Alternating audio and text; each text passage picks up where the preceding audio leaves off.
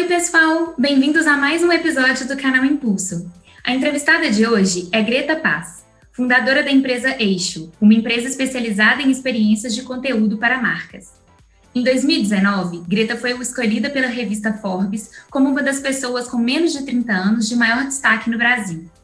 Ao longo da entrevista, ela vai nos contar um pouco de sua trajetória enquanto empreendedora, por que decidiu criar a Eixo e quais as perspectivas e mudanças no ano de 2021. Não esqueça de nos seguir no Spotify, no YouTube e no Instagram @BEImpulso. Vamos lá?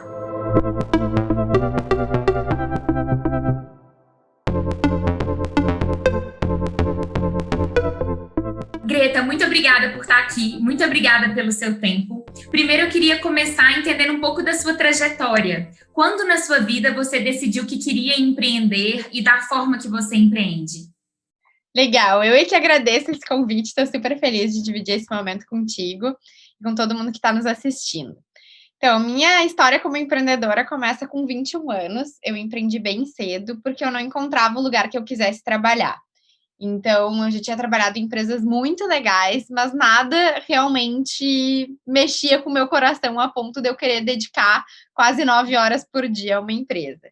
E aí eu encontrei uma oportunidade também de negócio e tudo fez muito sentido. Então, encontrar algo que me motivasse e não encontrar uma empresa que me motivasse foi o combo perfeito para eu começar meu negócio. Então, quando eu criei a Eixo, isso faz 3 anos, toda a questão que eu queria era impactar a sociedade de uma forma positiva através da comunicação. Né? E com certeza essa motivação minha e dos meus sócios fez com que a gente pudesse fazer um negócio que realmente fizesse a diferença, assim, né? Então, hoje a gente trabalha com comunicação digital, basicamente, né? E a gente entende que a comunicação é uma ferramenta poderosa e a gente tenta usar sempre o nosso poder de comunicar para impactar o mundo de forma positiva. Qual foi o diferencial na sua forma de liderar e de empreender que você até chegou a ser um destaque da Forbes? Acho que é o impacto que a empresa tem em termos de negócio, né? A Forbes é uma marca que trabalha muito a questão do negócio, né? Então, assim, realmente faturamento, relevância dos clientes foram determinantes para estar na revista como um 30 Under 30, mas tenho certeza que a própria certificação do Sistema B e as coisas de impacto positivo que a gente faz também foram extremamente relevantes para sair na publicação. Desde que a Eixo foi criada, de que forma que ela se relaciona com o Sistema B e como que foi o crescimento dela nesses últimos 3 anos?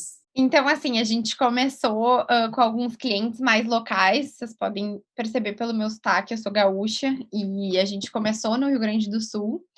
No primeiro ano, então, foi um ano desafiador, e já no primeiro ano a gente entendeu que também tinha que ter um escritório em São Paulo e também tinha que estar lá. E hoje a gente tem escritório em Porto Alegre e em São Paulo, né?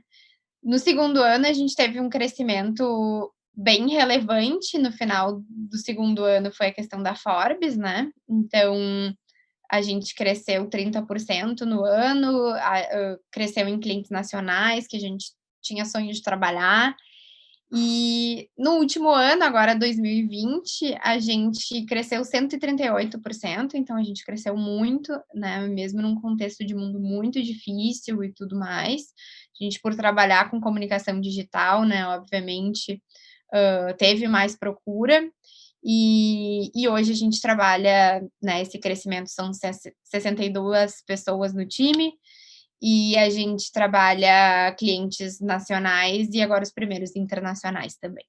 Como ela se relaciona com o Sistema B é um pouco mais recente, assim, né, então faz 1 ano que a gente é uma empresa B certificada e 2 anos que a gente começou a preencher o questionário. Eu acho que toda a transformação parte daí, né, mas desde que ela surgiu já existia essa vontade de ser uma empresa B certificada. Então isso, a nossa, criação da empresa está muito relacionada com a certificação também. E isso é muito legal, assim, então a gente se relaciona muito de diferentes maneiras, então eu brinco que a gente encontrou nossa tribo quando a gente, né, virou uma empresa B certificada, porque hoje a gente se identifica muito com todas as empresas que têm essa certificação, isso é muito legal pra gente, e a gente consegue aprender e evoluir, né, então acho que ser uma empresa B certificada faz todo sentido pra gente. Como que foi essa adaptação à pandemia E a que você atribui um crescimento assim tão grande, né? Na verdade, foi um crescimento maior do que 100%. Na pandemia, o nosso serviço cresceu, né? A Eixo foi uma das empresas que cresceu, mas muitas outras que trabalham no mesmo segmento que a gente também cresceram. Mas, obviamente, acho que a gente também teve uma responsabilidade nesse crescimento muito grande em fazer ele de uma forma sustentável, em fazer ele com muito cuidado. Então, eu atribuo muito a uma gestão consciente e eficiente, né, para que a gente pudesse estar preparado para os desafios, e acho que a gente esteve, né? Então, até os primeiros clientes internacionais e tudo mais, vem muito desse foco da empresa em fazer acontecer num ano muito difícil, muito complexo. Pessoalmente, todos nós estávamos passando por todas as angústias e tudo mais, mas a gente conseguiu estar preparado para esse crescimento tão grande. E agora, para 2021, quais são as perspectivas? Eu acho que é dar continuidade, né, a um ano muito legal que a gente teve em termos de negócio. Então, trabalhar mais alguns clientes que a gente já conseguiu abrir frentes bem legais, crescer nesses clientes. A nossa previsão de crescimento para o ano é de 40%, mas pode ser que a gente se surpreenda, porque ano passado a gente tinha a previsão de 30% e fez 138%.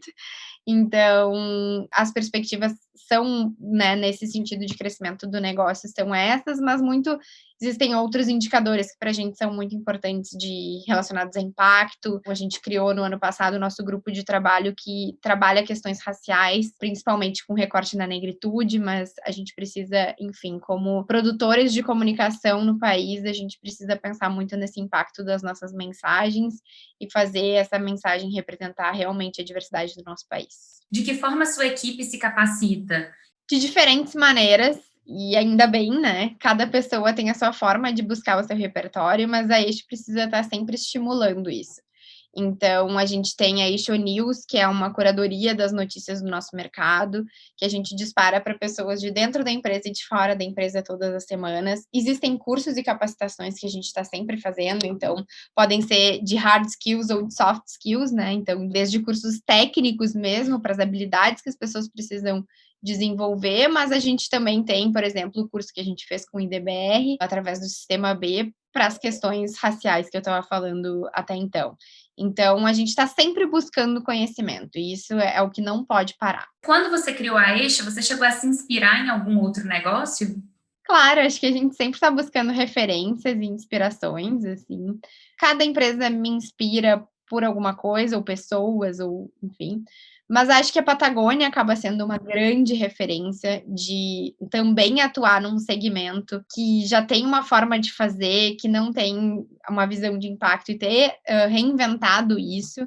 E para a gente também faz muito sentido dentro da área da comunicação. A Zappos é uma referência para a gente. Várias marcas, assim, cada uma num viés, né? Ideal de design, para questões de trabalhar com ambientes criativos.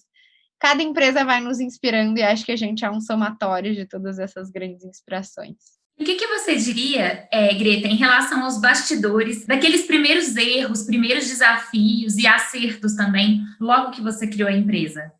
Acho que várias coisas acontecem numa trajetória empreendedora. Eu empreendo há 8 anos e muita coisa já aconteceu, e cada dia a gente tem pequenas lições e pequenos aprendizados. Mas, obviamente, assim, para montar um negócio que faça sentido por muito tempo, e eu tive uma empresa antes que era muito baseada numa plataforma, e se essa plataforma acabasse, ela não faria sentido. A gente tem que, obviamente, se cercar das pessoas que fazem sentido para o negócio, que tenham uma visão a longo prazo muito parecida com a nossa.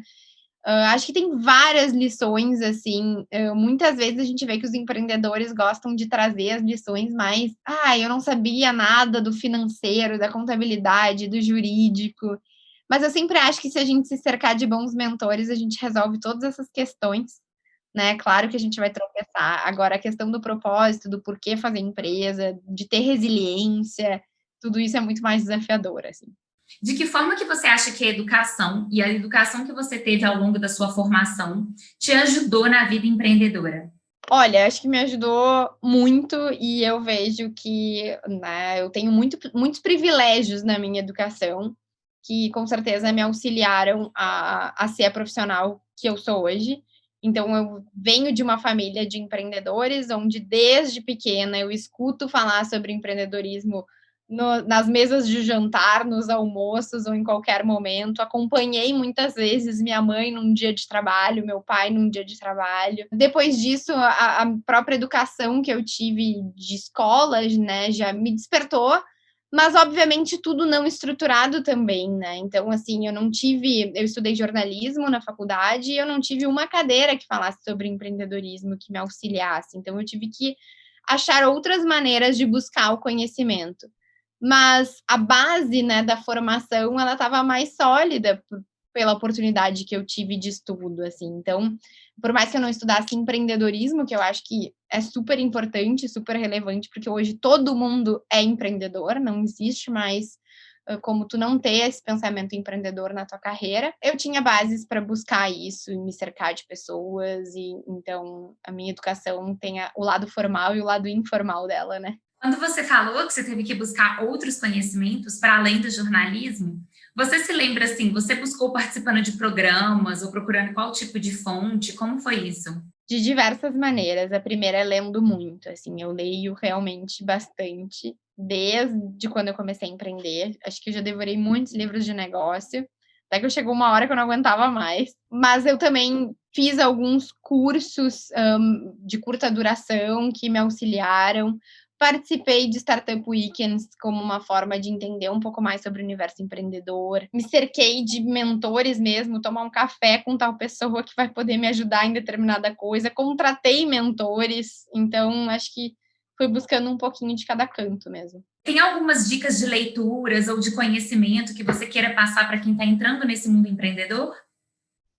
Claro, eu acho que o livro da Patagônia, como eu estava falando, que é uma empresa que me inspira, o CEO da Patagônia, fundador, na verdade até o fundador da Patagônia, escreveu um livro que é Empresário Rebelde, eu acho, em inglês é Let My People Go Surfing, que é, eu acho que fundamental, assim, para a gente falar sobre empreendedorismo e impacto.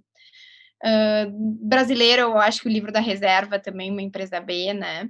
É um livro muito bacana.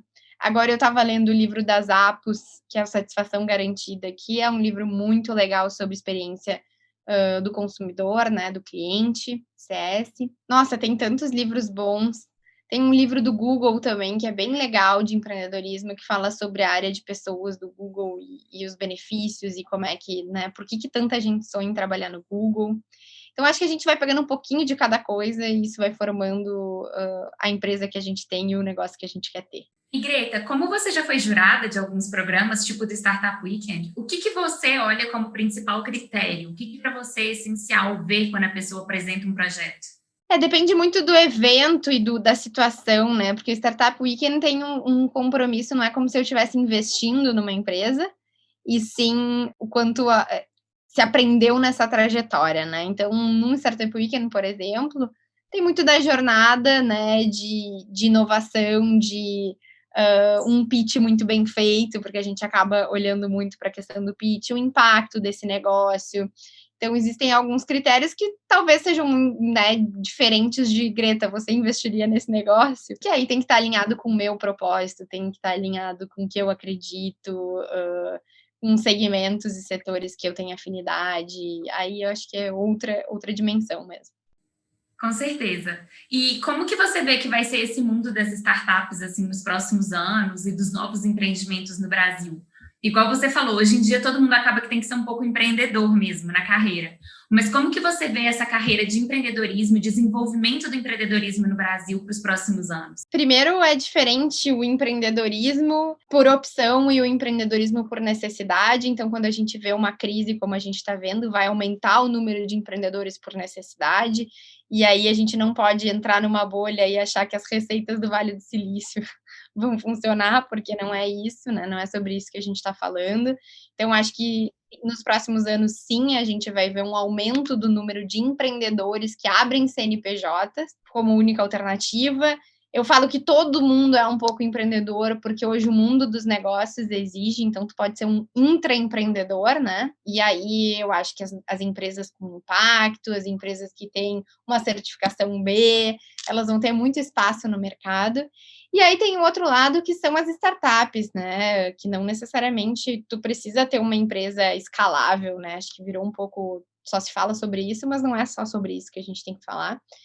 Que aí a gente vê, tem gente que fala da bolha das startups, né? Onde a gente está vendo no ano passado, por uma questão do mercado mesmo, e, enfim, de impacto na economia, muitas empresas fazendo IPO, muitas empresas, né, buscando investimento e conseguindo investimento, então um crescimento de alguns negócios. E isso é muito importante, assim, a gente entender esse cenário e acompanhar essas notícias, mas acho que vai ser um mercado que vai mudar muito nos próximos anos.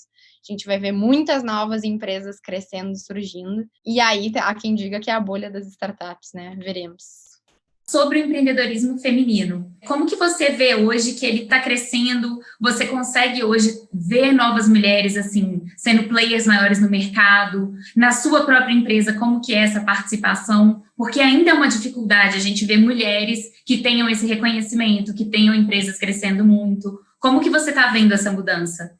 É super difícil, mais uma vez, porque é muito fácil a gente se colocar na nossa bolha e dizer que sim, tá super melhorando e tal, porque a gente tá imerso num contexto de muito privilégio e tal. Mas, assim, acho que ainda tem um caminho muito grande a ser trilhado pra gente ver mais mulheres empreendendo, pra gente ver mais mulheres como CEOs. Então, só 3% dos CEOs do mundo são mulheres, e esse dado é muito triste, porque se a gente quer que o poder e que a tomada de decisão esteja nas mãos das mulheres, elas precisam ter a caneta nas mãos delas, né?